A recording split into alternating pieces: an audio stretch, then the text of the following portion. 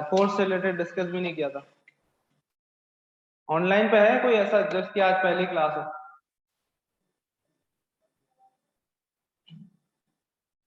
चलें जी। हाँ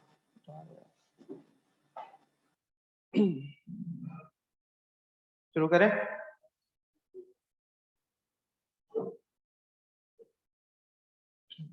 चलें जी। लास्ट क्लास का थोड़ा सा क्विक सा रिवीजन करते हैं। लास्ट क्लास में हमने क्या किया था? हमने कोई कोर्स शुरू नहीं किया था। हमने बस सिंपली चीजें देखी थी कि पहले हमने सबसे पहले देखा था लॉ क्यों आया। सही है। हमने सुफियान की मिसाल ली थी। इसने बोला था कि भाई मेरे घर में कानून है, हर किसी के घर में कोई ना कोई कानून है। क्यों बनाए गए थे? इंटरेस्ट प्रोटेक्ट करने के लिए। इसी तरह गवर्नमेंट ने क्या किया है? गवर्नमेंट ने कुछ लॉज बनाए, ट्रैफिक लॉज और क्रिमिनल लॉज वगैरह वगैरह। क्यों? लोगों का इंटरेस्ट प्रोटेक्ट करने के लिए। इसी तरह भाई कंपनी लॉ क्यों आया? कंपनी लॉ इसलिए आया ताकि शेयर होल्डर, इन्वेस्टर जो पैसा डाल रहे हैं, आवाम जो पैसा लगा रही है कंपनी में, उनका इंटरेस्ट प्रोटेक्ट हो सके। क्लियर है? फिर हमने छोटी सी चीज देखी थी कि कंपनी लॉ तो क्यों आया ये देख लिया था।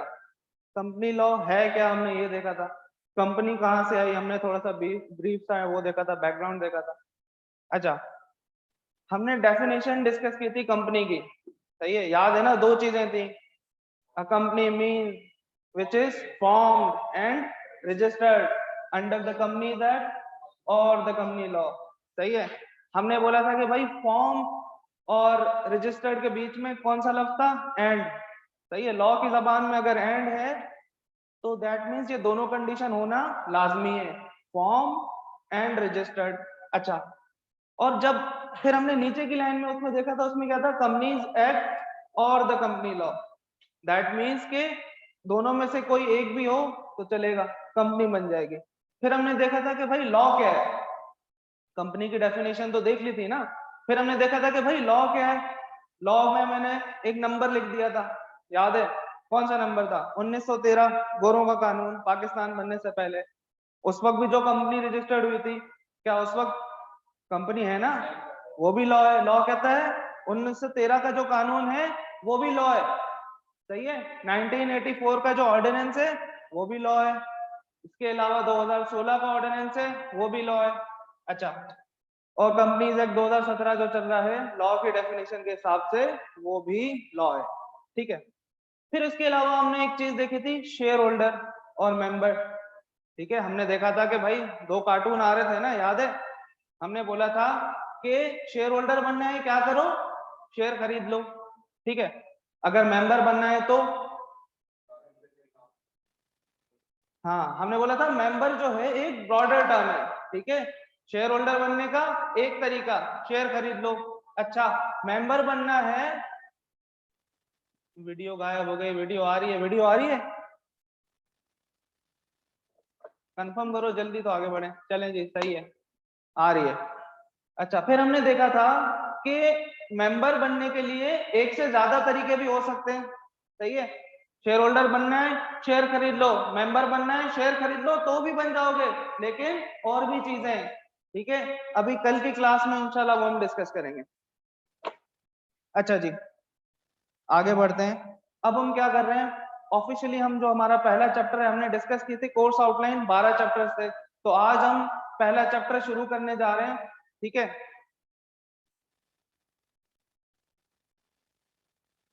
तो जी, चल गए। अच्छा, पहले चैप्टर की हम बात कर रहे थे। तो पहले चैप्टर के अंदर सबसे पहले तो हम ये देखेंगे इसके अंदर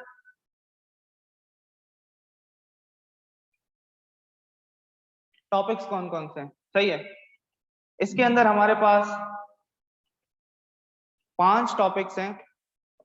सही है। पहला टॉपिक हमारे पास है फीचर्स ऑफ द कंपनी।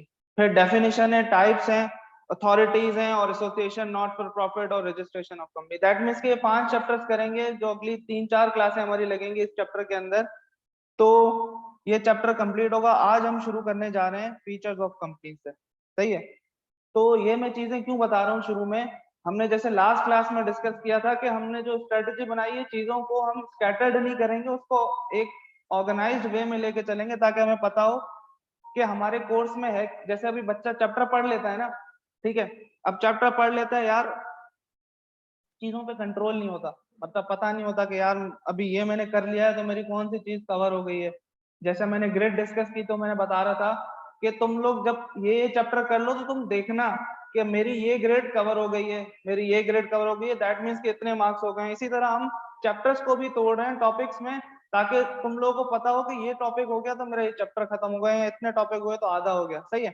अच्छा, 5 टॉपिक्स हैं इस चैप्टर के अंदर, हम फीचर्स ऑफ कंपनी से शुरू करने लगे। फीचर्स ऑफ अ कंपनी, हमने ये देख लिया था कि कंपनी क्या है। A company means a company which is formed and registered under the Companies Act or the company law। अच्छा जी, अब हमने ये देखा था कि भाई मैंने सुफियान की मिसाल दी थी और हारिस की दी थी। हारिस है, आप हो हारिस, अच्छा। हमने बोला था कि भाई ये दोनों बिजनेस करना चाहते हैं, ठीक है। हमने पूछा था कि भाई ये कंपनी है कि नहीं है, आप लोगों ने बोला था नहीं है अनलेस के रजिस्टर्ड हो जाए। सही है। अब लेट सपोज एक कंपनी है, उसकी कुछ फीचर्स होंगे ना, जैसे एक हर बंदे के होते हैं कुछ ना, हर चीज के कैरेक्टरिस्टिक्स होते हैं। अब कंपनी की क्या खुसूसियात हैं भाई, तो लॉ कहता है सबसे पहला जो है ना, company is artificial legal person. 3 लफ्ज हैं, ठीक है। आर्टिफिशियल लीगल पर्सन, ये लफ्ज सुन के तुम्हें क्या समझ में आ रहा है? 3 लफ्ज हैं, तीनों को तोड़ देते हैं। आर्टिफिशियल लीगल पर्सन, तीनों में से किसी एक वर्ड की मीनिंग तो पता होगी ना।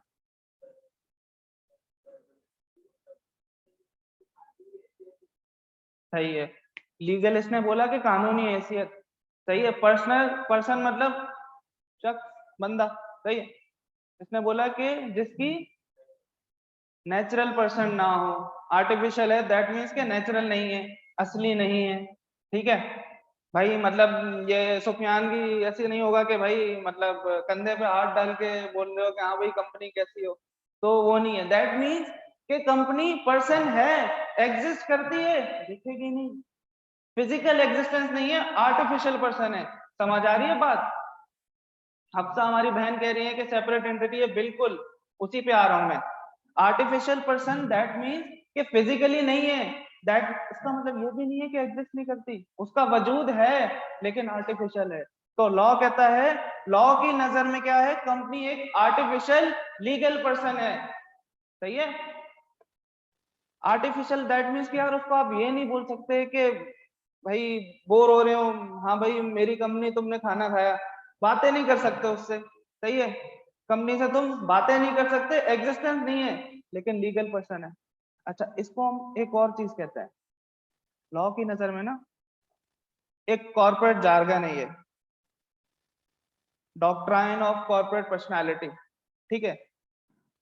अ company is a legal person separate from its owner. Hafsa ने कहा, हमारी बहन ने, कि सेपरेट एंटिटी है। ठीक है, सेपरेट एंटिटी है, बिल्कुल। क्यों? क्योंकि कंपनी जो है अपने ओनर्स से, मतलब शेयर होल्डर से सेपरेट है, उसका एक अलग वजूद है। लॉ की नजर में जिन्होंने कंपनी बनाई शेयर होल्डर्स वो अलग, और जो कंपनी बनी है वो अलग, उसकी अपनी अलग से एग्जिस्टेंस है। तो इस प्रिंसिपल की अगर मैं टेक्निकल जार्गन बोलूं तो इसको हम कहते हैं corporate of, sorry, doctrine of corporate personality. सही, यहाँ तक साथ है? किसी का कोई सवाल है, किसी को कोई मसला है जो ये बात मैंने बोली समझ नहीं आई हो? डॉक्ट्राइन का मतलब होता है प्रिंसिपल। ठीक है, प्रिंसिपल ऑफ कॉर्पोरेट पर्सनालिटी, इसका मतलब ये होगा कि जो शेयर होल्डर है वो अलग, कंपनी एक अलग सेपरेट एंटिटी है। ठीक है, चलें जी आगे बढ़ते हैं। ये मिस्टर तरीन है, ठीक है, एक बंदा है, इसका काम है ये एमएनएस खरीदता बेचता है। सही है। तो एमएनएस खरीदते बेचते भाई इसके पास बहुत पैसा आ गया, बहुत पैसे जमा कर लिए। फिर इसने बोला यार अब जो ब्लैक मनी आई है इसको व्हाइट मनी बनाना है। तो उसने क्या किया भाई, एक शुगर मिल लगा ली। ठीक है, तरीन शुगर मिल। अब लॉ कहता है कि भाई मेरी नजर में ये जो मिस्टर तरीन है और ये जो तरीन शुगर मिल्स है ये दोनों अलग अलग है। ठीक है, वही मैंने जो बोला कि doctrine of corporate personality, share holder is, owner is separate from the entity. Entity की अपनी एक अलग पहचान है, अलग एग्जिस्टेंस है। ठीक है, यहां तक हम साथ हैं ऑनलाइन वालों? चलें जी, अब हम देखते हैं कि भाई आर्टिफिशियल पर्सन है ना, एक जैसे नॉर्मल नेचुरल पर्सन होता है, उसके फिर एक तो हमने देखा कि कंपनी के कौन कौन से फीचर्स हैं, फिर हमने देखा कि अब कंपनी एक आर्टिफिशियल पर्सन है, अब आर्टिफिशियल पर्सन होने के नाते कितने कैरेक्टरिस्टिक्स हैं, समझ रहे हो बात। तो जैसे एक नेचुरल पर्सन है, उसके भी कुछ कैरेक्टरिस्टिक्स होंगे भाई, उसके भी कुछ हक होंगे, सही है। कंपनी के भी सिमिलरली वो सारे हुकूक है, बस वह एक दो के भाई शादी नहीं कर सकती, मतलब ऐसा नहीं सुना होगा कि आपने दो कंपनियों की शादी हो गई, ठीक है। तो ऐसे हुकूक को हटा के, सही है, ऐसे हुकूक को हटा के कुछ ऐसे हुकूक हैं जो जैसे इंसानों के होते हैं वही कंपनी के। लॉ ने बोला ना कि भाई मेरी नजर में कंपनी एक पर्सन है, तो इंसानों के तो कुछ हुकूक और फराइज होते हैं। तो अब देखते हैं कि कंपनी के एक आर्टिफिशियल पर्सन होने के नाते क्या कैरेक्टरिस्टिक्स है। चलें जी, कॉन्ट्रेक्चुअल राइट्स और एप्लीकेशन। यार लास्ट क्लास में हमने भाइयों की मिसालें दे दी थी, उनके नाम से हमने कंपनी बनाई थी। आज हम अपने बहनों के नाम पे बनाएंगे। आपका नाम क्या है? हिबा। अच्छा, और आपका नाम क्या है? अरीशा। अच्छा, अब क्या हुआ, हिबा और अरीशा ने ना एक कंपनी बना दी, नाम सोच लो अपनी कंपनी का कुछ भी, हिबा लिमिटेड। चलें, हिबा लिमिटेड है, और आप लोग क्या करते हो, बिजनेस क्या करते हो, लेट सपोज आप लोग क्या बेचते हो, तौलिए बेचते हैं। चले जी, तौलिए का बिजनेस है। चले, अब हिबा और अरीशा ने तौलिए का बिजनेस खोला भाई, हिबा लिमिटेड कंपनी खोल दी, एक्सपोर्ट करती है, तौलिए एक्सपोर्ट करती है दुबई में, सही है। अब इन्होंने क्या किया, इन्होंने तौलिए के लिए ना जो मटेरियल आता है, सही है, जिस चीज से तौलिए बनते होंगे, वो एक सप्लायर से खरीदा, सही है।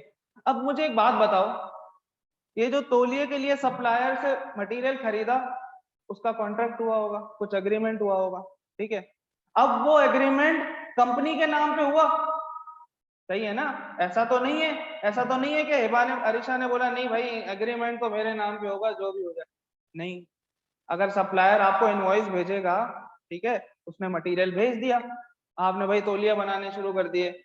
अब जब वो इनवॉइस भेजेगा किसके नाम पे भेजेगा, हिबा लिमिटेड, सही है, ना इनके नाम पे ना इनके नाम पे, कंपनी के नाम पे। दैट मीन्स के कंपनी के पास राइट है कि वो किसी के साथ अपने नाम पे, आर्टिफिशियल पर्सन है, अपनी सेपरेट एंटिटी, अपना अलग वजूद है, अपने वजूद की बेस पे किसी के साथ कॉन्ट्रैक्ट कर सके। यहां तक क्लियर हो, ठीक है। अच्छा जी, a company may enter into contract with other person, individuals और other companies। अगर इनका सप्लायर एक और कंपनी होती, ठीक है, इंडिविजुअल्स और अदर कंपनीज, तो क्या एक कंपनी दूसरे कंपनी से माल नहीं खरीदती, सही है। जैसे हमारे ये सुजुकी है, पाक सुजुकी, सुजुकी की गाड़ियां बनाती हैं, जनरल टायर से टायर खरीदती हैं, जनरल टायर एक अलग कंपनी है, ठीक है, उनसे टायर खरीदती है। तो दैट मीन्स कि कंपनी किसी और कंपनी के साथ कॉन्ट्रैक्ट कर सकती है, वो इंडिविजुअल पर्सन भी हो सकता है और दूसरी कंपनी भी हो सकती है अपने नाम पे, सही है, अपने शेयर होल्डर्स के नाम पे नहीं, क्योंकि कंपनी एक सेपरेट लीगल एंटिटी है, सही है। अब दूसरी चीज, अब हिबा और अरीशा ने बोला कि भाई हमारी कंपनी है माशाल्लाह, उसकी ग्रोथ बढ़ रही है, तो एक और प्लांट लगा देते हैं, सही है। तो इन्होंने क्या किया, उन्होंने बोला तौलिए के साथ साथ डेनिम की पैंटें भी बनाते हैं, बहुत स्कोप है, उसको भी एक्सपोर्ट करेंगे। अब उसके लिए क्या किया इन्होंने, IS 16 PP पड़ा होगा, लेट सपोज जापान से एक मशीन मंगवाई, प्लांट मंगवाया। अब वो जो प्लांट आएगा उसकी इनवॉइस किसके नाम पे आएगी, कंपनी के नाम पे आएगी। तो वो जो एसेट आया, वो मशीन आई, वो किसकी हुई, कंपनी की हुई। दैट मीन्स कि जो एसेट की ओनरशिप होगी, शेयर होल्डर कंपनी के ओनर है ना, लेकिन कंपनी के जो एसेट्स हैं, कंपनी के जो एसेट्स हैं वो शेयर होल्डर्स के नहीं है, वो कंपनी की ओनरशिप में होंगे, ठीक है। तो एक कॉन्सेप्ट हमारे पास और है कि कंपनी जो है अपने एसेट्स कंपनी ओन करती है, शेयर होल्डर के नाम पे नहीं होते। शेयर होल्डर उसकी इक्विटी के ओनर हैं, लेकिन एसेट्स कंपनी ओन करती है, ठीक है जी, क्लियर है। अच्छा, आगे आते हैं, right to receive from debtors, ठीक है, फिर से हिबा और हमारी अरीशा बाजी, ठीक है। अब इन्होंने क्या किया भाई, एक दो इनके मेजर जो है कस्टमर्स हैं, उन्होंने बोला कि भाई हम लेट सपोज वजीरिस्तान में आपकी चीजें बेचेंगे, वहां पे ये सब चीजें हैं नहीं, तो हम वहाँ इंट्रोड्यूस कराना चाह रहे हैं भाई, वहाँ जो है हम सस्ते रेट्स में तौलिए बेचेंगे। इन्होंने उनको डीलरशिप दे दी। ठीक है, अब ये वो क्या करते हैं, इनसे तौलिए लेके वजीरिस्तान में 2-3 रुपए महंगे बेच देते हैं। अब क्या हुआ कि अब उनसे अगर पैसे लेने हैं, ठीक है, इनवॉइस जाएगी उस शेयर होल्डर के नाम, पैसे किस किस कौन लेगा, कौन मांगेगा पैसे? कंपनी मांगेगी। ऐसा नहीं होगा कि भाई अरीशा ने बोल दिया कि भाई हमारे पैसे दे दो, इसमें मेरा भी शेयर है, मेरे हिस्से के दे दो, और हिबा को हिबा जाने उसको दे देना। नहीं, वो जो उनसे पैसे रिसीवेबल हैं वो कंपनी के रिसीवेबल हैं, कंपनी उनको इनवॉइस भेजेगी, शेयर होल्डर नहीं भेजेंगे। तो क्या है, डेटर ऑफ द कंपनी और money to the company, not to its owner. ये जो वजीरिस्तान के डीलरशिप थी, वो कंपनी को पैसे वो करते हैं, उन उन उनको पैसे उनके पेबल हैं, शेयर होल्डर्स को नहीं है। अच्छा, यहां तक क्लियर है? ऑनलाइन ये पॉइंट क्लियर है? चलें, गुड। एक और कॉन्सेप्ट आता है, मैनेजमेंट बाय डायरेक्टर्स। अब कंपनी है ना एक, वो कंपनी क्या है यार, शेयर होल्डर्स अलग, वो क्या करते हैं, कंपनी चलाने के लिए ना मैनेजमेंट को अपॉइंट करते हैं, डायरेक्टर्स को अपॉइंट करते हैं। दैट मीन्स एक कॉन्सेप्ट आपने पढ़ा होगा, अगर आपने कॉमर्स पढ़ी हुई हो नीचे लेवल पे, कि डायरेक्टर्स जो होते हैं वो कंपनी के एजेंट्स होते हैं। ठीक है, वो किसके नाम पे काम करते हैं, शेयर होल्डर उनको लाते हैं कि हमारी कंपनी चलाओ। ठीक है, तो एक छोटा सा कॉन्सेप्ट है कि भाई अगर कंपनी एक आर्टिफिशियल पर्सन है, उसका अपना अलग नाम है, लेकिन उसको चलाएंगे शेयर होल्डर्स नहीं, डायरेक्टर्स चलाएंगे। सही है। एक और चीज आती है कि लायबिलिटी टू पे टैक्स। अब हमने बोल दिया कि भाई कंपनी एक अलग पर्सन है, ठीक है, लॉ की नजर में अलग पर्सन है, तो लॉ बोलेगा भाई टैक्स निकालो। तारिक साहब को पता चल गया कि भाई हमारी स्टूडेंट्स हैं अरीशा और हिबा, कंपनी खोल के बैठी हुई हैं, करोड़ों रुपए छाप रही हैं। तारिक साहब ने नोटिस भेज दिया, लाओ टैक्स लाओ भाई। ठीक है, तुम लोग बोलते हो कि हमारी कंपनी है, अलग एंटिटी है, अलग एंटिटी है तो पैसा कमा रही है, उसका अपना प्रॉफिट आ रहा है, तो टैक्स भी देना पड़ेगा। ठीक है, तो कंपनी क्या करेगी, अपने प्रॉफिट्स में से, ठीक है, एक शेयर तो इन लोगों का जाएगा ना, ये लोग अलग टैक्स देंगे, हिबा अलग टैक्स देंगी, अरीशा अलग टैक्स देंगी, लेकिन कंपनी जो है अपने हिस्से का टैक्स अलग से देगी। सही है। चलें जी, एक और चीज, डेट्स एंड लायबिलिटी। अब इन्होंने जिन सप्लायर से माल खरीदा था, इसी तरह उस सप्लायर को पैसे भी देने हैं ना भाई। अब ये लोग बोल रहे हैं कि नहीं भाई, हिबा बोल रही है अरीशा को आप दे दो, मैं तो नहीं दे रही, तो पैसे कंपनी पे करेगी। पैसे जब कंपनी, रिसीवेबल कंपनी का है तो पेबल भी कंपनी का है, उसके शेयर होल्डर्स का नहीं है। कहने का मकसद ये है कि शेयर होल्डर से कम जाके वो सप्लायर नहीं मांगेगा पैसे, क्या तुम्हारी कंपनी हमें पैसे नहीं दे रही, पैसे दो। तो जो कंपनी की बोरिंग्स हैं, जो उन्होंने कर्जे लिए हैं या किसी से उधार मांगा है, उधार पे माल लिया है, तो वो कंपनी चुकाएगी। ठीक है, if a company incurs a debt, the company itself liable and its owner shareholders are not। समझ आ रही है बात? अच्छा जी, आगे बढ़ते हैं। Legal obligation. कंपनी ने कानून तोड़ा, ठीक है, कंपनी ने कानून तोड़ा कि भाई, अभी हम पढ़ेंगे लॉ के अंदर पेनल्टीज है ना, वो इस तरीके से बताई गई है कि लेवल 1, लेवल 2, लेवल 3। अब वो आपके कोर्स का पार्ट नहीं है, आई गेस सेक्शन 479 है, जिसके अंदर बताया गया है कि लेवल 1 के अंदर कौन सी पेनल्टी आती है, लेवल 2 के अंदर, लेकिन हम लोग पढ़ेंगे ऐसे ही नॉलेज के लिए आगे चल के। ठीक है, लेकिन आपके कोर्स के अंदर सिर्फ इतना है कि ये होगा तो लेवल 1 लगेगा, ये होगा तो लेवल 2। इसी तरह क्या है, लॉ ने पेनल्टीज रखी हुई है। अब जब वो कंपनी रूल तोड़ती है ना, तो वो पेनल्टी कंपनी को देनी होती है, उसकी जो मैनेजमेंट है वो लायबल नहीं है।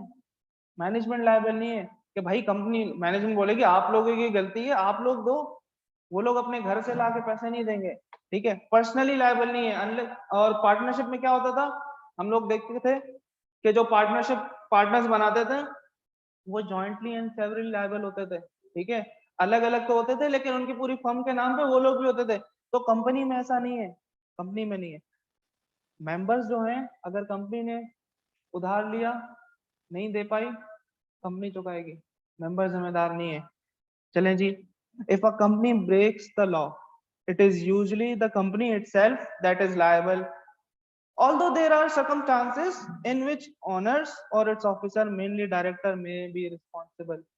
लेकिन कुछ चीजें, कुछ सर्कमस्टांसेस ऐसे हैं जो लॉ ने आगे बताए हुए हैं डायरेक्टर्स के या फिर चीफ एग्जीक्यूटिव के, कि यहाँ यहाँ अगर गलती हुई, कंपनी पे तो पेनल्टी लगाऊंगा ही लगाऊंगा, तुम्हें भी नहीं छोड़ूंगा। ठीक है, वो आगे चल के पढ़ेंगे। जैसे एक हमने डिविडेंड की मिसाल दी थी लास्ट क्लास में, तो डिविडेंड के अंदर अगर पेनल्टी लगती है तो वो चीफ एग्जीक्यूटिव पे भी लगती है। सही है, वो डिविडेंड के चैप्टर में कवर करेंगे हम लोग इंशाल्लाह। यहाँ तक कॉपी कर लो अगर करना है जल्दी। स्लाइड तो दूंगा, लेकिन यार अपने हाथ से जर्नल बनाओ ना तो अलग बात है, चिपक जाएगा दिमाग में।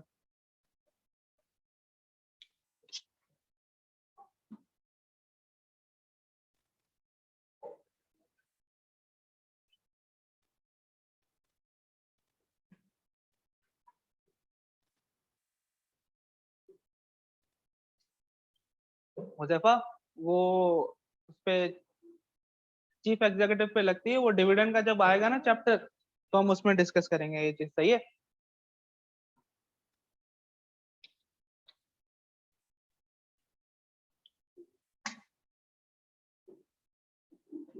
यार मैं स्लाइड्स दे दूंगा, लेकिन मैं बोलूंगा कि अपने हाथों से नोट करो, अपना जर्नल बनाओ। अपने जर्नल की बात अलग होती है, ठीक है, तो उस वक्त तुम्हें और आइडियाज आएंगे कि यार मैं इसको ऐसा नहीं इस तरह करके लिख देता हूँ, ज्यादा आसानी से याद हो जाएगा।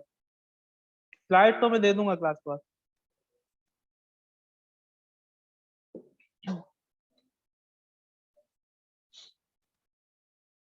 यार किसी का कोई सवाल है ऑनलाइन तो पूछ लो।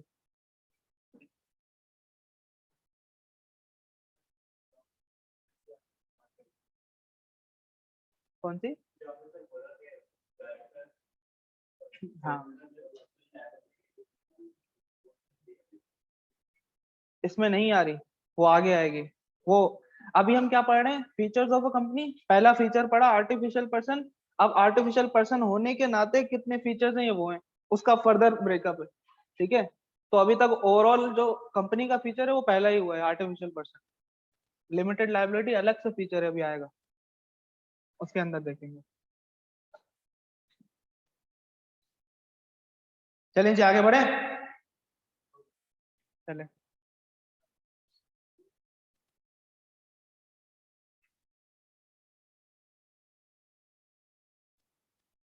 जल्दी जल्दी जल्दी। याद कहाँ से करना है, हफ्ता स्टडी टेक्स्ट से याद करेंगे। ठीक है, जैसे ही हम स्लाइड खत्म करेंगे, हम स्टडी टेक्स्ट से रीड किया करेंगे, और उसी के अंदर मैं बता दूंगा कि ये चीज याद करने की है, या फिर ये तुम ओन वर्ड्स में भी लिख सकते हो, तो ताकि आसानी हो तुम लोगों को। सही है। कुछ ऐसी बातें होती है, जनरल बातें होती हैं, कि जिसको एज इट इज याद करने की नीड नहीं है, उसके अगर वर्ड जो है चेंज भी हो जाए तो मसला नहीं होगा, तो मैं बताता रहूंगा साथ साथ जब स्टडी टेक्स्ट रीड करेंगे।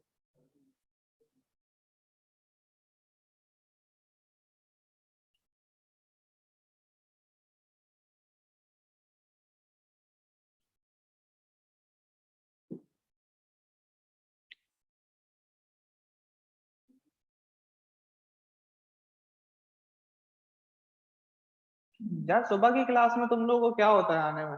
हम लोग के टाइम में तो हम 9 बजे आते थे, 9 से रात 9 तक हमारी क्लासेस होती थी फिजिकल। 9 बजे भी पीछे तक भरा हुआ था, सर अहमद की कॉस्टिंग की क्लास होती थी, जगह नहीं होती थी क्लास में बैठने की, स्टेज पे बैठते थे हम, यहाँ पे भी बैठे हैं।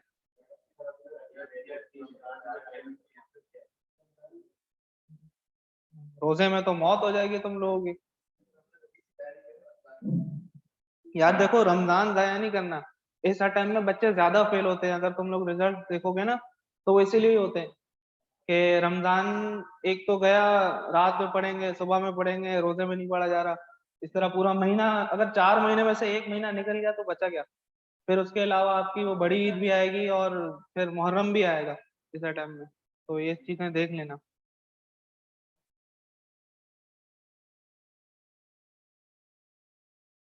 चले जी बढ़े आगे,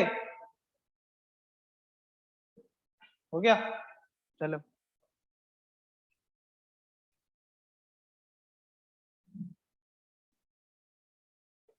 यार ये देखो, अब ये है ना, शुरू के लफ्ज लाल रखे हैं मैंने।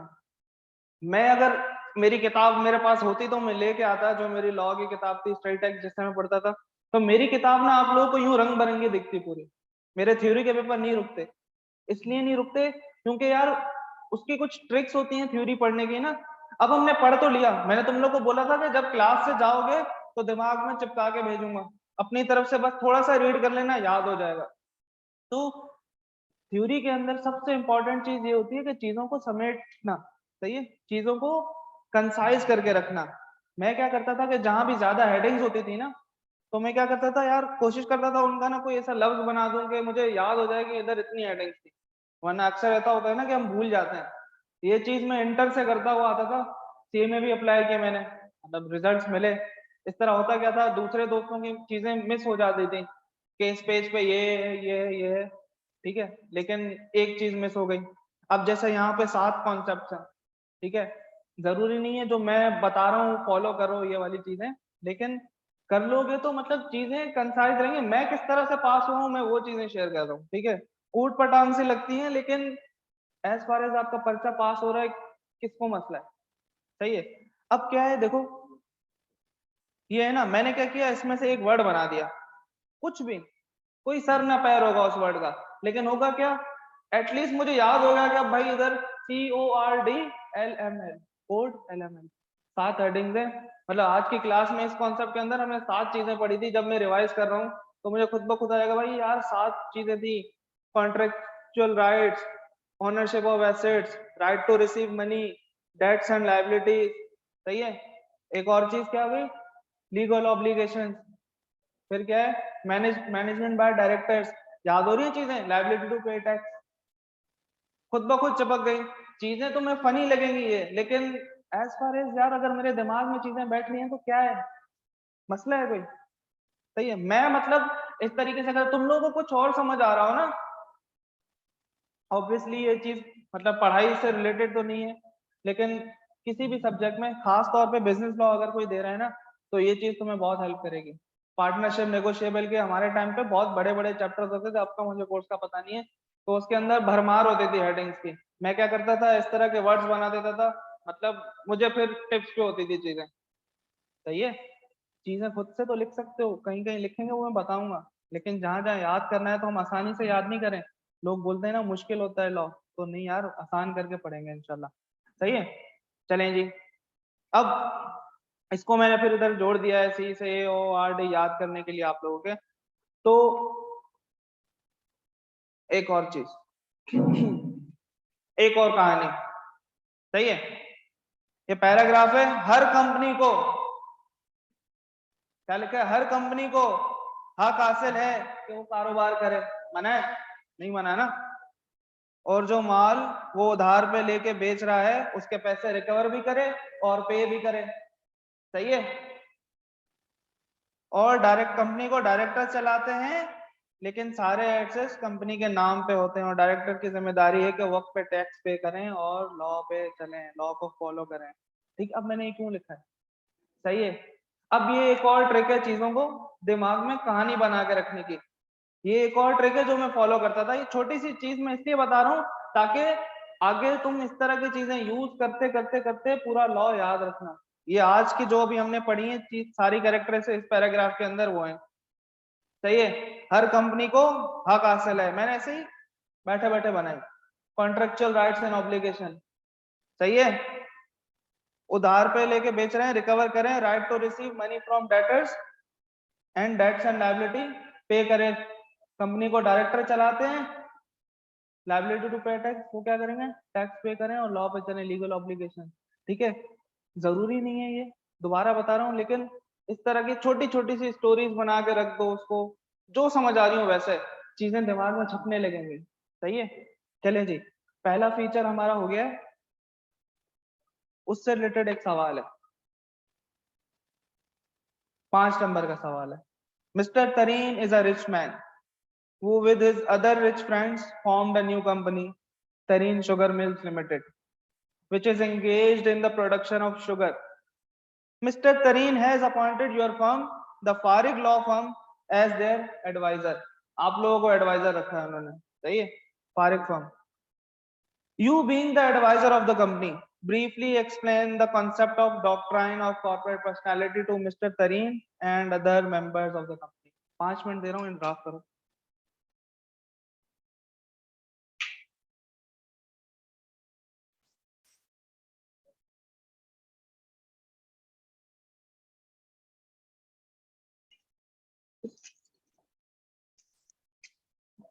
हो गया? चलें जी, डिस्कस करते हैं. यार देखो, इस सवाल के अंदर ना उसने आपसे कैरेक्टरिस्टिक्स नहीं पूछे हैं, ठीक है, लेकिन सिंपली क्या लिख दिया है कि मुझे बता दो कि डॉक्ट्राइन ऑफ कॉर्पोरेट पर्सनालिटी क्या होता है. सही है. अब मुझे एक बात बताओ, कितने लोगों ने सीधी सीधी मतलब वो लिख दी कि doctrine of corporate personality 3 line का आंसर कि ये होता है. अभी मैं ऑनलाइन में आए 1-2. सही है. यार देखो, जब भी तुमसे इस तरह का सवाल पूछे ना वो कि आपको बोल दे कि आप एडवाइजर हो, ठीक है, बना दे, वो अक्सर बोल देता है कि आपकी लॉ फर्म है या आपका नाम ये, आपकी ये फर्म है और आप इसके लीगल एडवाइजर हो, आप एडवाइस करो इस मैटर पे. तो सबसे पहले तो इस सवाल को शुरू करने के लिए ना हम सीधा सीधा जवाब नहीं लिख देंगे, वरना वो सिनेरियो बेस्ड आंसर और डायरेक्ट आंसर इंटर वाले में फर्क क्या रह गया. ठीक है. तो इस सवाल को शुरू करने के लिए लेटर फॉर्म में लिखेंगे हम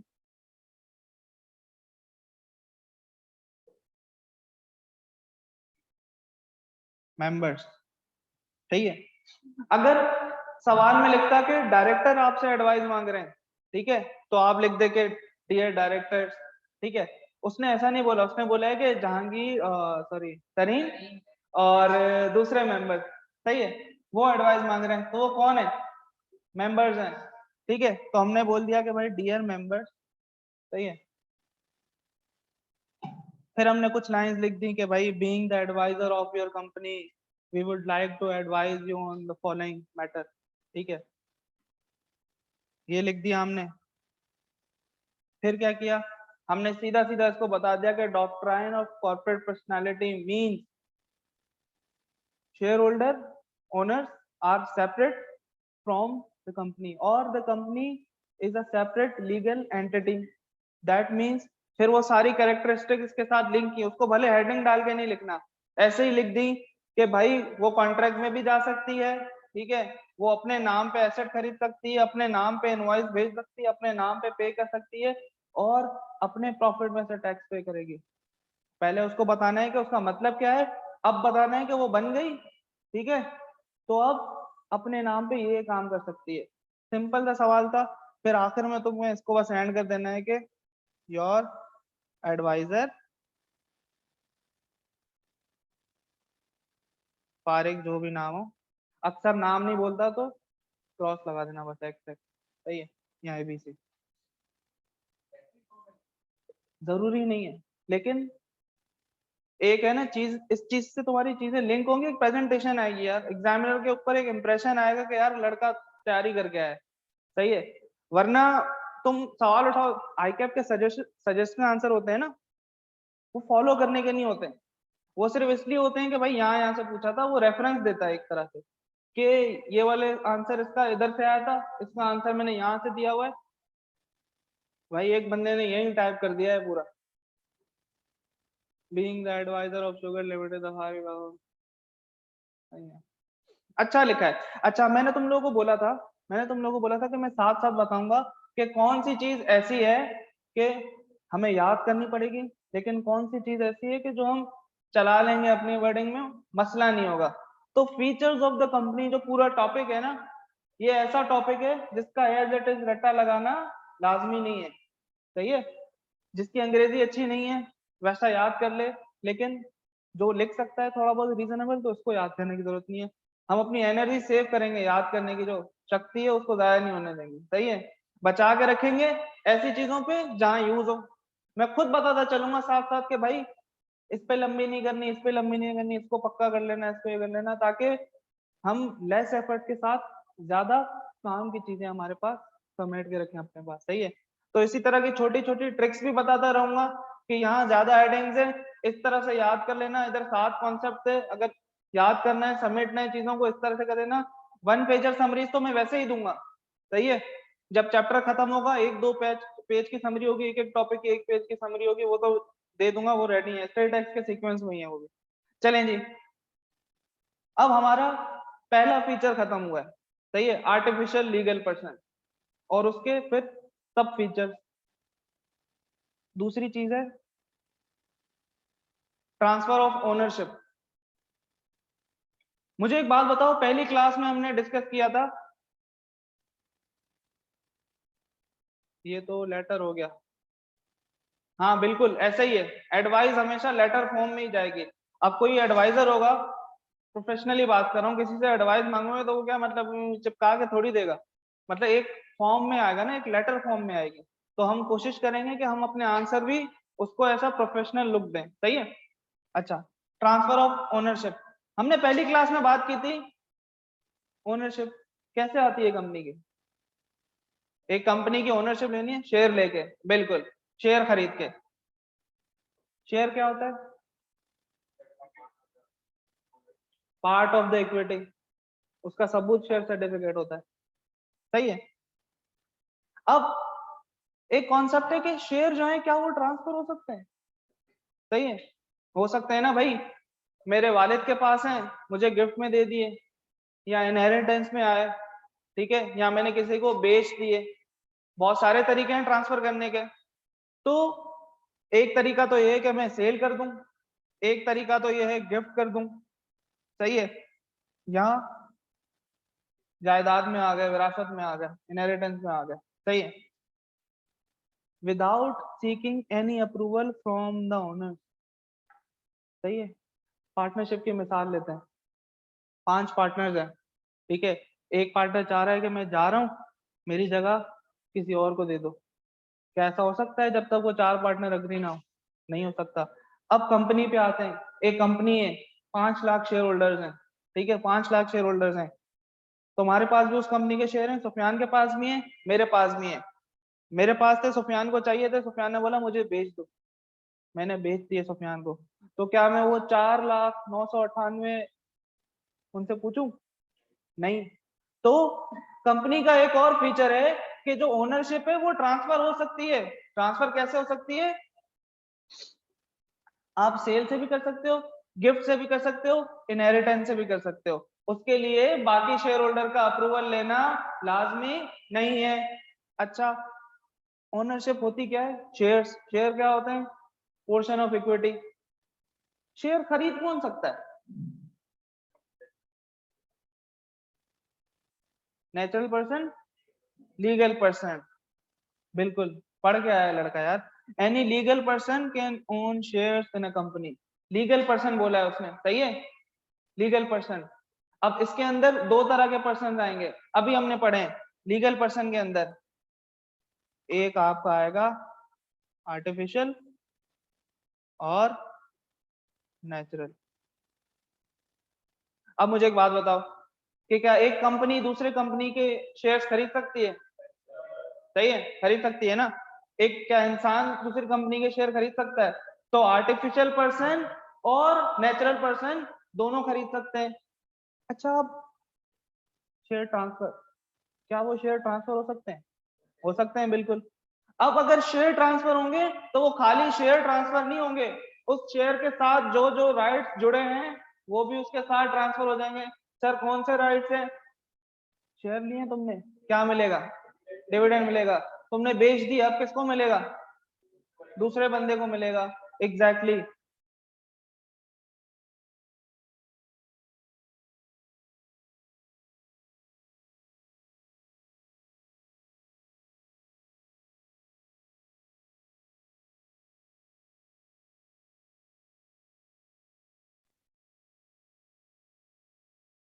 आवाज आ रही है अभी ऑनलाइन?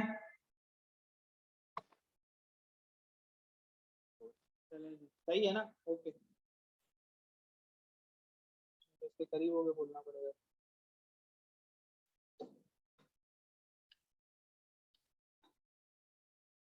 चले, अब हम बात कर रहे थे जब शेयर ट्रांसफर होंगे तो खाली शेयर ट्रांसफर नहीं होंगे, उसके साथ उसके जो राइट्स हैं, जैसे कि डिविडेंड मिलना है, शेयर ट्रांसफर हो गए, नए बंदे को मिलेंगे। वोट करना है, शेयर ट्रांसफर हो गए, वोटिंग पावर्स नए बंदे को मिलेंगे। ठीक है, तो इस चीज को समेट देता हूं दोबारा कि कंपनी की ओनरशिप कैसे आती है। पहले हमने बोला कि भाई कंपनी की ओनरशिप आती है, शेयर खरीद लो। फिर हमने बोला क्या ये शेयर कौन खरीद सकता है? ठीक है, हमने बोला लीगल पर्सन खरीद सकता है। लीगल पर्सन दो तरह के होंगे, आर्टिफिशियल लीगल पर्सन यानी कंपनी भी हो सकती है, नेचुरल पर्सन यानी इंडिविजुअल बंदे भी हो सकते हैं। अच्छा, फिर हमने बोला कि जब शेयर ट्रांसफर होंगे तो उसके साथ उसके राइट्स भी ट्रांसफर होंगे। यहाँ तक क्लियर है? चलेंगे आगे बढ़े।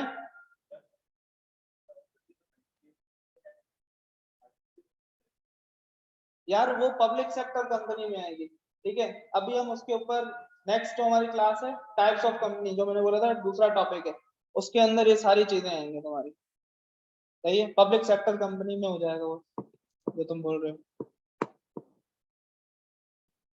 वैसे अगर गवर्नमेंट खरीदेगी तो उसके पास राइट्स आ जाएंगे। आर्टिफिशियल गवर्नमेंट दिखती है? नहीं दिखती आर्टिफिशियल, लेकिन वो अपना रिप्रेजेंटेटिव अपॉइंट करती है कंपनी। ठीक है, वो अपना बोर्ड मेंबर भी डाल सकते हैं अगर उनके पास रिक्वायर्ड है चीजें। चलें जी आगे बढ़े। ऑनलाइन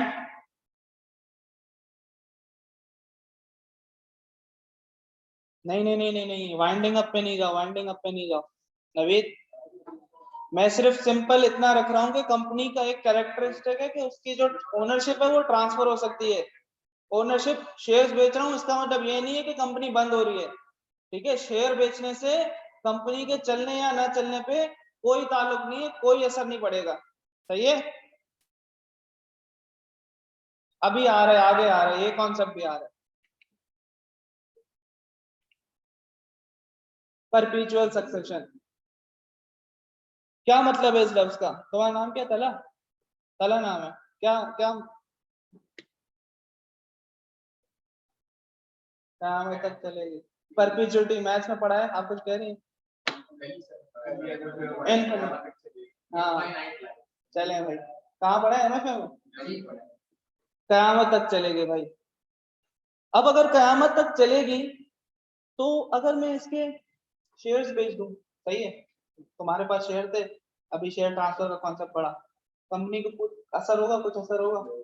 पार्टनरशिप पे आते हैं, सही है, बचपन में हमने पढ़ा था कि भाई पार्टनरशिप में अगर एक भी बंदा गया, पार्टनरशिप डिसॉल्व, फिर दोबारा खड़ी करो, दोबारा बनाओ। सही है, तो कंपनी में इस तरह नहीं है। चेंज इन ओनरशिप और इवन द डेथ और bankruptcy owners does not affect the existence of the company as opposed to partnership। सही है, तो कह रहा है पार्टनरशिप में ऐसा नहीं है। पार्टनरशिप में क्या है कि अगर कोई नया बंदा आया तो भी पार्टनरशिप दोबारा बनाओ, एक बंदा गया तो भी दोबारा बनाओ। लेकिन कंपनी में बंदे आ रहे हैं जा रहे हैं, के इलेक्ट्रिक कितने 100 साल से होगी भाई, इतने सालों से होगी, जिसने बनाई होगी वो जिंदा है? नहीं होगा, लेकिन चल रही है, नाम बदल गया, कंपनी एग्जिस्ट करती है। ठीक है, तो कंपनी क्या है, हमेशा रहने वाली है जब तक के खुद वाइंड अप ना हो। वाइंड अप किन तरीकों से हो सकती है वो आखिरी चैप्टर में पढ़ेंगे। सही है, ये मिस्टर इनाम, सही है, इसने क्या किया, इसने, इसके पास शेयर थे एबीसी लिमिटेड के, इसने इमाम को बेच दिए। सही है, अब ओनर कौन बन गया? तो हम कंपनी बंद कर दें? नहीं होगी। सही है, उसके ऑपरेशन पे वैसे ही चलते रहेंगे, कोई उसकी जात पे फर्क नहीं पड़ेगा। एक और मिसाल लेते हैं, ये भाई कौन है? ये है थॉमस शेल्बी। सही है, पीकी ब्लाइंडर्स नहीं देखा यार? क्या देखा है फिर तुमने? सही है, थॉमस शेल्बी है, इसने क्या किया, इसके पास शेल्बी लिमिटेड के 20% शेयर्स हैं। सही है, अब इसने क्या किया भाई, इसको प्यार में धोखा मिल गया, इसने अपनी शहादत कर ली पूरी ना पूरी। अब इस सीन से पीकी ब्लाइंडर्स या शेल्बी लिमिटेड पे कोई फर्क नहीं पड़ेगा, उसका भाई आ जाएगा, दूसरा चलाएगा, आर्थर चलाएगा, सही है। तो कंपनी चलती रहती है, लोग आते जाते हैं, सही है। परपेचुअल सक्सेशन का मतलब ये है। इधर तक किसी को सवाल कोई? हाँ भाई हुजैफा भाई हमारे बोल रहे हैं।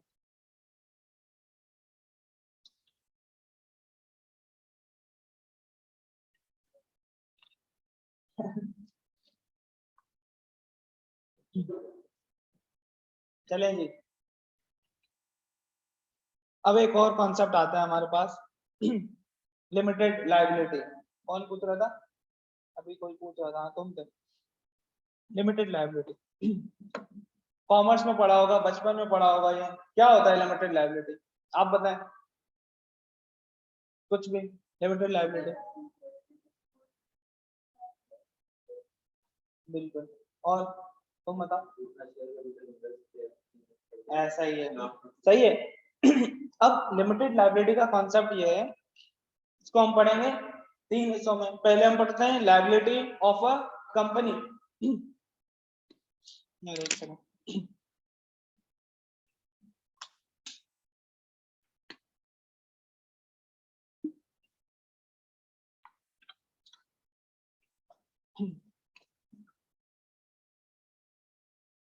नहीं अफसा अब देखना भाई, ये कहता है कि limited liability applies to the share holder of the company. Limited liability का जो कॉन्सेप्ट है शेयर होल्डर पे लगता है, कंपनी पे नहीं लगता, सही है। एक कंपनी है नेस्ले, लेट्स सपोज नेस्ले के शेयर है मेरे पास, तो अगर अगर मेरे पास उसके शेयर्स हैं, नेस्ले ने उधार चुकाना है, नहीं चुका पाया, तो मेरा कितना नुकसान है? कंपनी बंद हुई तो 100 रुपए के शेयर है, शेयर 100 रुपए का नुकसान है, बाकी कंपनी की लायबिलिटी है, अपने एसेट्स बेचेगी और उधार चुकाएगी, ठीक है। तो लिमिटेड लायबिलिटी का जो कॉन्सेप्ट है वो कंपनी पे नहीं है, शेयर होल्डर पे।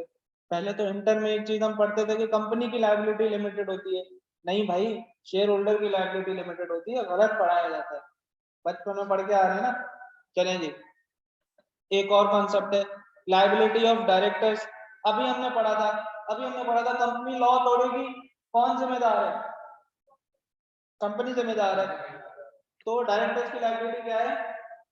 लिमिटेड है, सवाए कुछ केसेस के, वो हम बाद में पढ़ेंगे, जहां जहां वो केस आएगा वहां डिस्कस करेंगे, वो कुछ एक्सेप्शन है, सही। ये लफ्ज है ना, ये एक्सेप्शन, इसका मतलब ये कि लॉ में कानून बताए गए, फिर वो कहीं कहीं एक्सेप्शन बताता है कि इनको माफी है, सही है। The directors and other officers of company act on behalf of the company as an agent. ये बात अभी हमने डिस्कस की थी। And provided that, ये लफ्ज है ना, ये बहुत इंपॉर्टेंट लफ्ज है, provided that। जिस चीज के भी पहले ये लगा हो ना, वहां मतलब वो कोई कंडीशन बोलने जा रहा है, ठीक है। वो कह रहा है कि डायरेक्टर जो है वो एजेंट है कंपनी के, and provided that they act within their powers and in accordance with the law। अगर वो लॉ के हिसाब से चलते हैं, सही है, जैसा मैंने बोला है, लॉ ने बोला है वैसा कर रहे हैं, तो वो तो माफी है, वरना पर्सनली लायबल होगा, ठीक है। अगर इनकी वजह से कोई मसला हो भी जाता है कंपनी के ऊपर, कोई पेनल्टीज आ भी जाती है, लेकिन इन्होंने विद इन लॉ ही काम किया है, तो ये जिम्मेदार नहीं है, कंपनी जिम्मेदार है। अच्छा, फिर एक चीज है लायबिलिटी ऑफ मेंबर्स।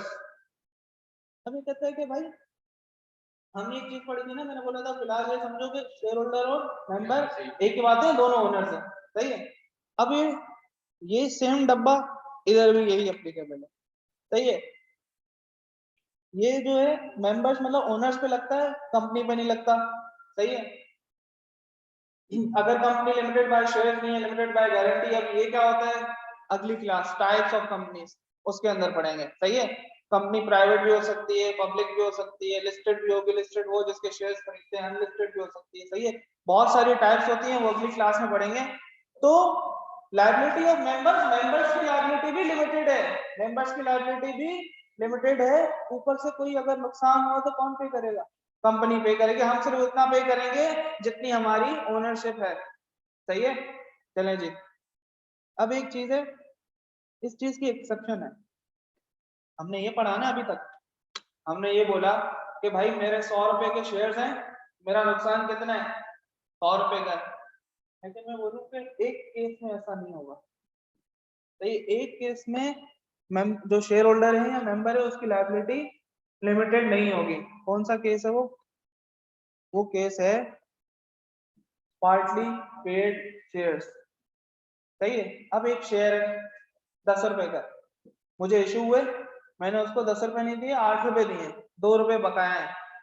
अब जब कंपनी बंद होने जा रही है, कंपनी आई भाई बोलेगी भाई वो तुम्हारे 10 रुपए रहते हैं वो दे दो, बोले क्या हो गया 8 रुपए दे दिए थे, 2 रुपए रहते हैं वो दे देता हूँ। तो इस केस में ऐसा होगा कि जितने मेरे रिमेनिंग बची हुई होगी अमाउंट, शेयर होल्डर लायबल है कि वो पे करेगा। सही है। एक तरह से ये भी लिमिटेड में ही आ गया, लेकिन एक्सेप्शन बताई है लॉ ने कि इस केस में लिमिटेड नहीं है। अगर तो उसने पहले कम पैसे पे किए थे, उसको कुछ अमाउंट पे करना बाकी थी, वो उसने पे करनी होगी। There is an exception to this rule of no further liability. पहले तो हमने ये बात की ना नो फर्दर लायबिलिटी, लेकिन वो कह रहा है नहीं, लेकिन अगर उसने आधे पैसे दिए तब देने पड़ेंगे भाई। एक मिसाल से समझते हैं, एक कंपनी है 5000 शेयर इशू किए इन्होंने आकाश को। सही है। अब भाई आकाश भाई ने क्या किया, आकाश भाई ने 75% पैसे दे दिए, ठीक है, 25% अमाउंट रह गई है। अब कंपनी हो रही है बंद, ठीक है, तो आकाश भाई कितने पैसे देंगे, 25%। कब देंगे, वाइंडिंग अप पे। हाँ, लेकिन अगर डायरेक्टर बोले वाइंडिंग अप पे नहीं, हमें बीच में ही दे दो, अभी दे दो, हमें चाहिए पैसा, तो वो बीच में भी मांग सकते हैं। जरूरी नहीं है कि वाइंडिंग अप पे पैसे मांगे जाएंगे। सही है। यहाँ तक क्लियर है ऑनलाइन। हाँ, एक तरह से यही बोल दो लिमिटेड ही है, कैप लगा हुआ है। चलें जी आगे बढ़े, कॉपी करना है ये।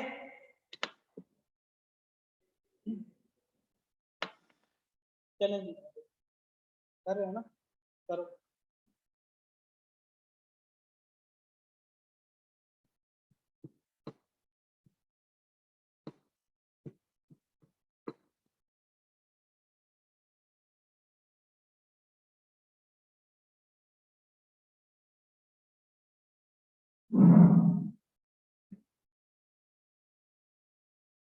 अबे हुज़ैफा तू है कौन, बता दो।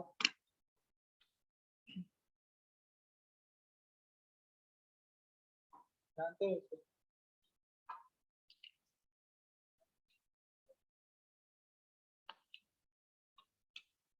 इससे पहली वाली स्लाइड शो कर दें, अभी कर देता हूँ, ये कॉपी कर लें ये लोग, फिर कर देता हूँ।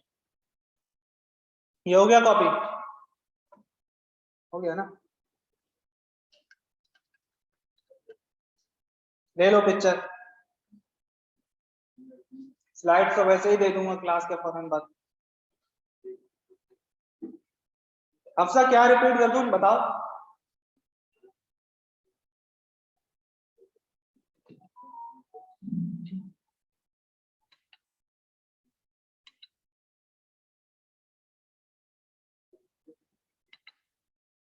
अफसा इसके अंदर मैंने ये बोला, अभी हमने बात की थी कि जो शेयर होल्डर की लायबिलिटी है वो लिमिटेड है, ठीक है, लायबिलिटी लिमिटेड है, लेकिन लॉ ने बोला कि एक केस में लिमिटेड नहीं होगी, कुछ पैसे देने पड़ेंगे। पहले तो हमने ये बोला ना कि नो फर्दर लायबिलिटी, कोई पैसे नहीं देने होंगे, लेकिन लॉ कहता है कि भाई अगर पार्टली पेड शेयर्स का कॉन्सेप्ट है ना, दैट मींस कि जब शेयर इशू किए थे 10 रुपए की जगह 8 रुपए दिए थे, 2 रुपए रिमेनिंग थे, तो कंपनी उससे वो 2 रुपए मांग सकती है फर्दर। सही। इसके अलावा किसी केस में फर्दर पैसे नहीं मांग सकते। ये हमने छोटा सा कॉन्सेप्ट डिस्कस किया था, अभी क्लियर है।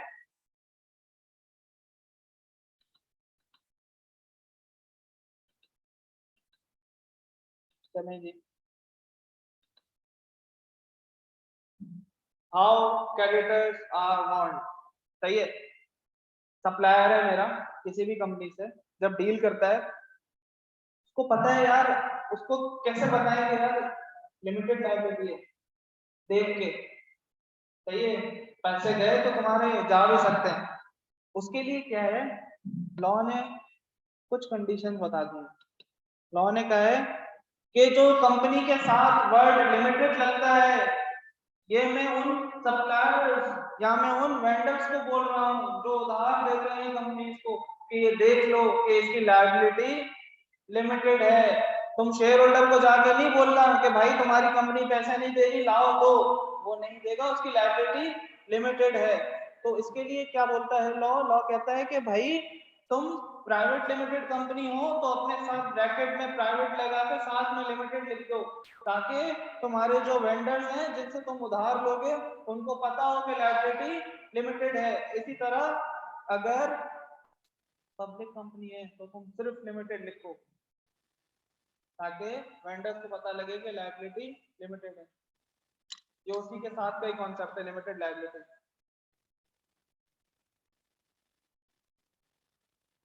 अच्छा, अभी तक हमने आर्टिफिशियल पर्सन कर लिया। आर्टिफिशियल पर्सन के हमने 7 सब कैरेक्टरिस्टिक्स किए। फिर हमने क्या किया? फिर हमने ट्रांसफर ऑफ शेयर्स किया, परपेचुअल सक्सेशन किया, और चौथा है लिमिटेड लायबिलिटी। सही है? अगर पहले तुमने या किसी और से पढ़ा हो तो 5 से 7 मिनट में खत्म होता है ये टॉपिक। क्यों? क्योंकि आता नहीं है पेपर में। हर जगह की बात कर रहा हूँ, हर जगह, मैं किसी एक का नाम नहीं ले रहा। यूट्यूब पे सबके लेक्चर अवेलेबल है, सुन लो उठा के। बात तक नहीं करता कोई इस चक्कर में,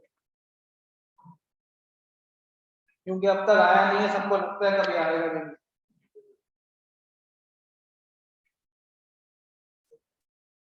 माइक करीब करें।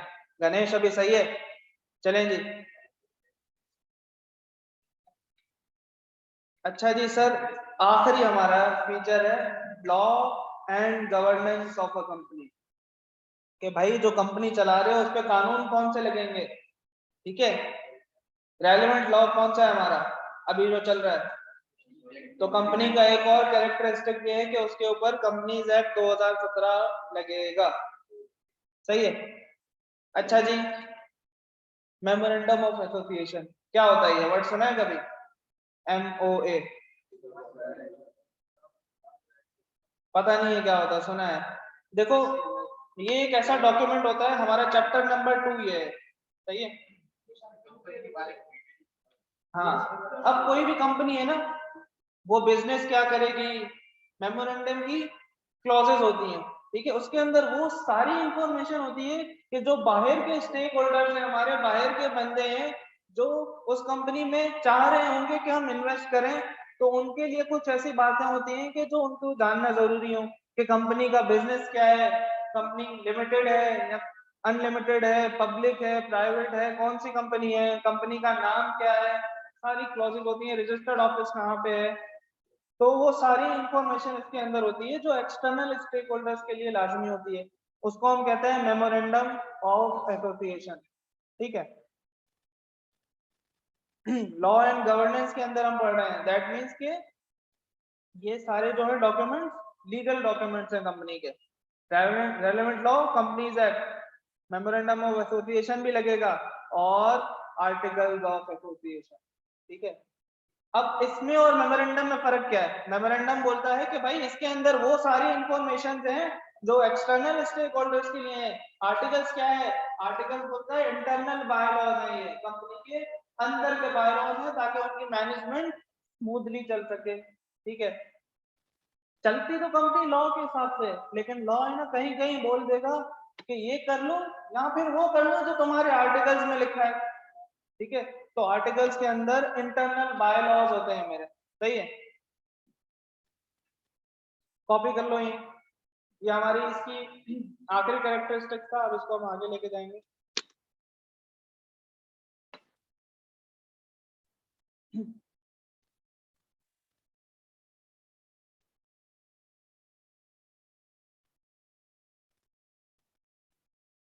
ऑनलाइन वालों, आवाज सही आ रही है?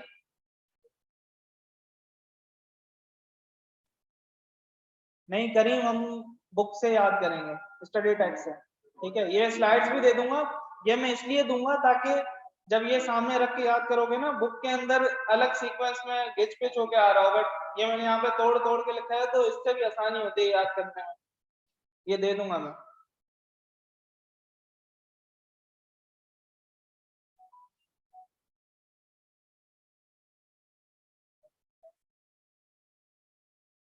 टॉपिकल दूंगा साथ साथ, सही। यार पढ़ेंगे तो स्टडी टेक्स्ट से ही ना, उसके लिए जो समराइज नोट्स हैं वो दे दूंगा, ठीक है, फ्लो चार्ट्स वगैरह और उसके question answer examiner format, MCQs, तो वो चीजें मैं अलग से बता दूंगा। स्टडी नोट्स तो हमारे होंगे या नहीं वही। अब मुझे बताओ, अब तक जो हमने पढ़ा उसको समराइज करवाओ तुम। इस स्लाइड में मैं कुछ भी नहीं डाल के आया, नीचे पूरी खाली है, क्यों? तुम लोग करवाओगे, सही है।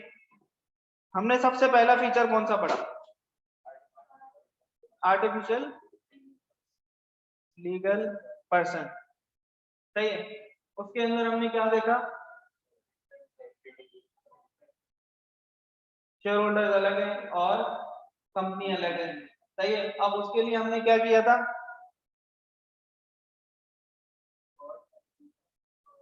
सही है। फिर उसके बाद हमने क्या पढ़ा था? ट्रांसफर ऑफ ओनरशिप, सही है। ट्रांसफर ऑफ, सही है। उसके अंदर हमने देखा कि पहले शेयर्स क्या है, ठीक है। फिर हमने बोला कि शेयर खरीदता कौन है, ट्रांसफर, ठीक है। क्या हमने पहले बोला कि शेयर क्या होता है, खरीद कौन सकता है, और ट्रांसफर होगा तो उसके साथ उसके राइट्स भी ट्रांसफर हो जाएंगे। सही, एक माइंड मैप बना रहे हैं ताकि अब तक जो भी पढ़ा है पिछले 1 घंटे में वो एक पेज पे आ जाए, सही है। तीसरी चीज क्या थी? परपेचुअल सक्सेशन, सही है। परपेचुअल सक्सेशन के अंदर हमने देखा था कि कंपनी क्या है, इन्फिनिटी का साइन क्या होता है, यही है ना,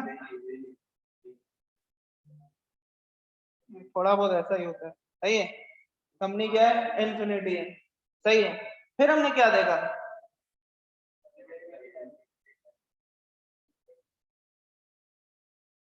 लिमिटेड लायबिलिटी देखी, सही है। लिमिटेड लायबिलिटी के अंदर पहले हमने देखा लायबिलिटी कंपनी, फिर हमने देखा डायरेक्टर्स और मेंबर्स, ठीक है।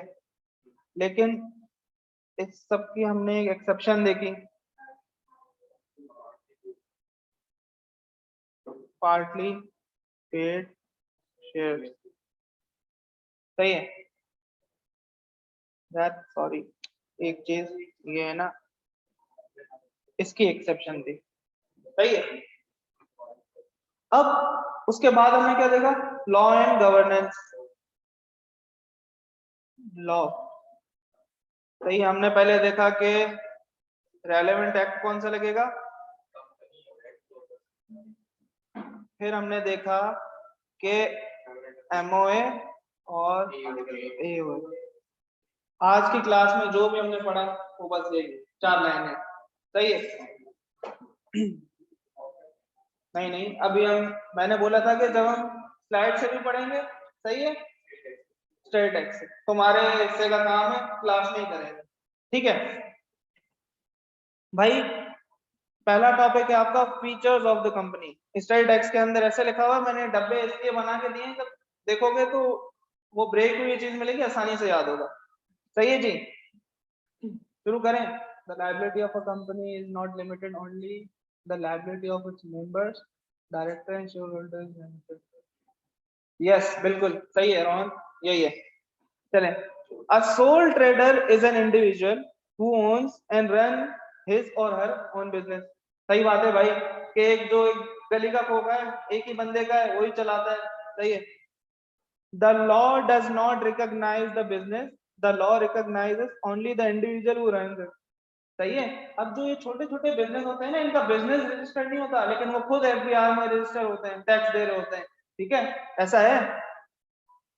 अभी वो क्या कर रहे हैं, वो बैकग्राउंड तुम्हें बता रहा है, वो बोल रहा है कि अभी तुम लोग नए नए आए हो कंपनी लॉ में, तुम्हें पहले मैं सोल प्रोप्राइटरशिप और पार्टनरशिप बता दूं, तुम लोग क्या पढ़ के आए हो, फिर मैं कंपनी पे आऊंगा। The individual is liable for the debts of the business and is also personally liable for any breaches of the law by the business. अब जो पार्टनरशिप और सोल प्रोप्राइटरशिप है वो पर्सनली लायबल होते हैं, सही है भाई, पर्सनली लायबल होते हैं। A partnership is a group of individuals who owns and runs their business. Each partner usually contributes capital to the business. भाई इसमें वो सारी बातें बता रहा है कि एक पार्टनर है वो बिजनेस लगाता है उसमें पैसा लगाता है और लेकिन लायबल सेवरली होता है। फिर अब वो आता है आखिरी पैराग्राफ में, ये हमारे काम का है। Unlike sole trader and partnership business, a company is a legal person. ये पढ़ा भाई हमने, a company is a legal person separate from its owners. This is called the doctrine of corporate personality. That is, the law recognizes a company as a separate person with legal rights and obligation. वो कौन से थे?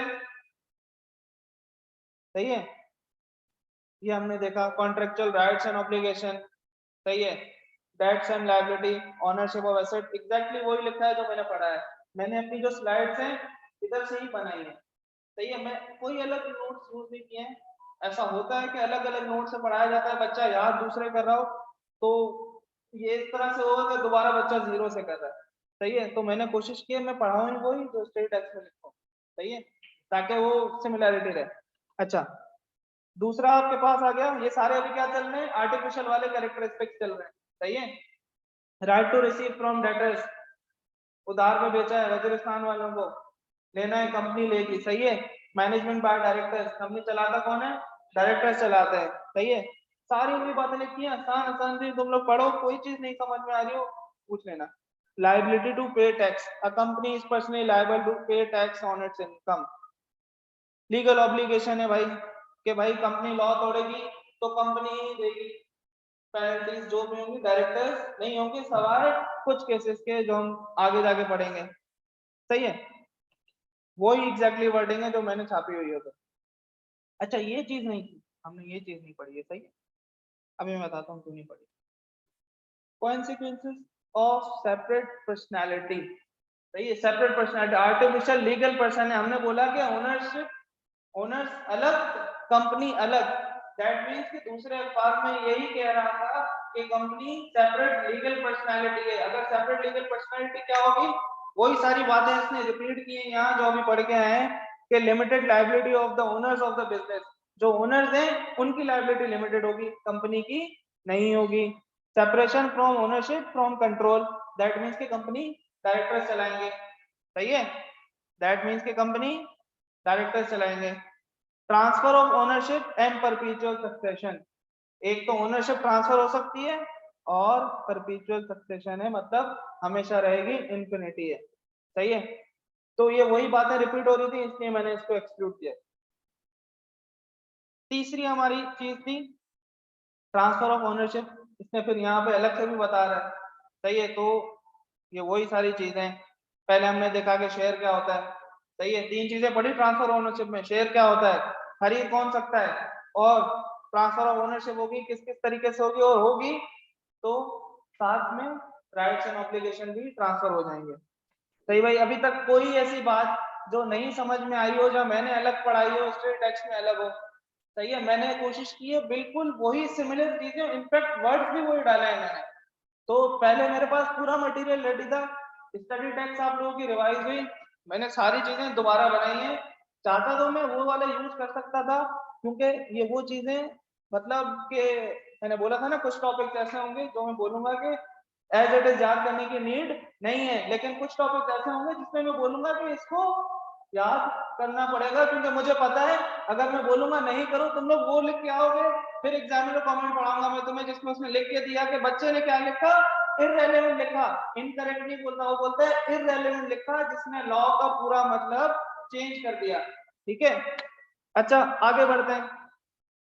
Liability of company non, अच्छा, limited liability, limited liability में हमने तीन चीजों की लायबिलिटी देखी। पहले हमने देखा लायबिलिटी ऑफ कंपनी के शेयर होल्डरशिप पे अप्लाई होता है, लिमिटेड लायबिलिटी का कॉन्सेप्ट कंपनी पे अप्लाई नहीं होता, सही है। फिर हमने देखा लायबिलिटी ऑफ डायरेक्टर्स कि अगर तुम लॉ के हिसाब से चलोगे तब तक तो ठीक है, लेकिन लॉ के अलावा चलोगे तो पेनल्टी तुम पे भी लगेगी, ठीक है। अगर लॉ से प्रोवाइडेड के वो लॉ से चल रहे हैं तो डायरेक्टर्स की लायबिलिटी लिमिटेड है, ठीक है।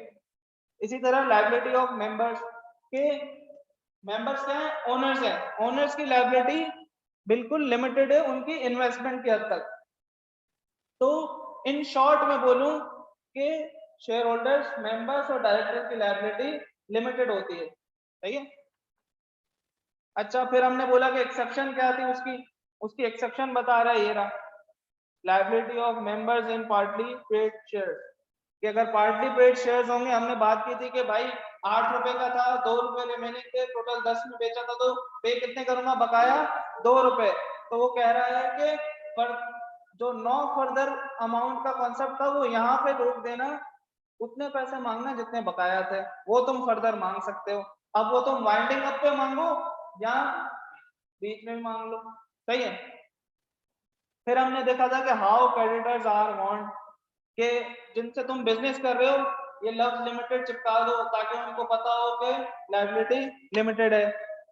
फिर हमने बात की थी कि भाई law and governance of a company, हमने देखा था कि भाई रेलेवेंट लॉ कौन सा है, कंपनीज एक्ट है, memorandum of sorry memorandum of association है और आर्टिकल्स ऑफ एसोसिएशन है।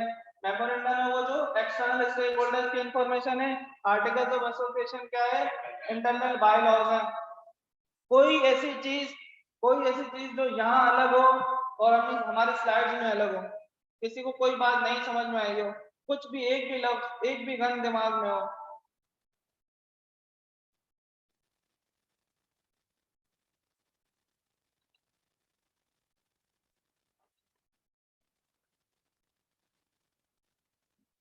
किसी का कोई सवाल है। आज की क्लास यार अब हम यहीं तक रखेंगे हम, सही है। फीचर्स ऑफ कंपनी जो हमारा पहला टॉपिक है हमने वो कंप्लीट किया है, सही है। अगली क्लास में हम इंशाल्लाह इसके एमसीक्यूज करेंगे। और किसी का कोई सवाल हो, अभी अभी सवाल जहन में नहीं आ रहा हो, पढ़ते वक्त आए तो मुझसे पूछ लेना, सही है। चलें जी, मिलते हैं अगली क्लास में।